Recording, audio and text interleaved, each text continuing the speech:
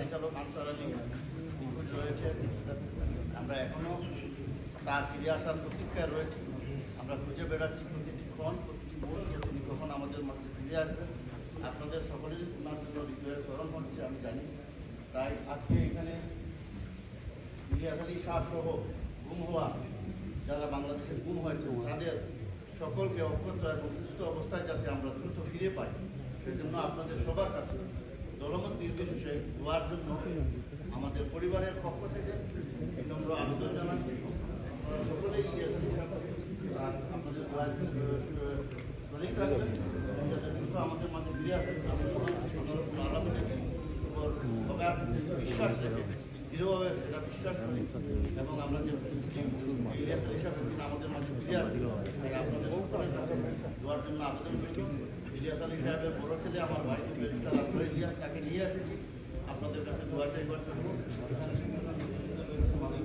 আমাদের সবাই ইলিয়াস আলী সাহেবের জন্য দোয়া করছেন আমি জানি।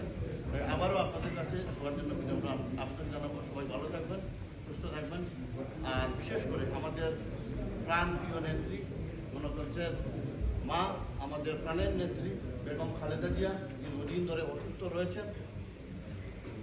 আমি সকলের কাছে আমাদের প্রিয় নেত্রী দেশনেত্রী বেগম খালেদা জিয়ার দীর্ঘায়ু, সুস্থতা এবং তিনি যাতে দ্রুত সুস্থ হয়ে দেশে ফিরে যেতে পারেন এবং আবারও দেশের স্বার্থে গণতন্ত্রের নেতৃত্ব দিতে পারেন, সেজন্য সকলেই আমাদের প্রিয় নেত্রী বেগম খালেদা জিয়াকে দোয়াতে শরীক রাখবেন। পাশাপাশি আমাদের প্রিয় নেতা, আমাদের প্রাণের স্পন্দন জনাব তারেক রহমান, তিনার দীর্ঘায়ু, সুস্থতা এবং তিনি যাতে সুস্থ অবস্থায় আবারও মুক্ত বিহঙ্গে ফিরে যেতে পারেন তার প্রিয় মাতৃভূমি বাংলাদেশে এবং গণতন্ত্রের নেতৃত্ব দিতে পারেন, তাই তারেক রহমানের জন্য আপনারা সকলে দোয়া করবেন। আমি আবারও আপনাদের প্রিয় ইলিয়াস আলীর দীর্ঘায়ু, সুস্থতা এবং উনি যাতে সুস্থ অবস্থায় ফিরে আসেন সেই জন্য সকলের কাছে দোয়া চাচ্ছি, দোয়া চাইব। আপনারা সকলেই ভালো থাকবেন। আসসালামু আলাইকুম।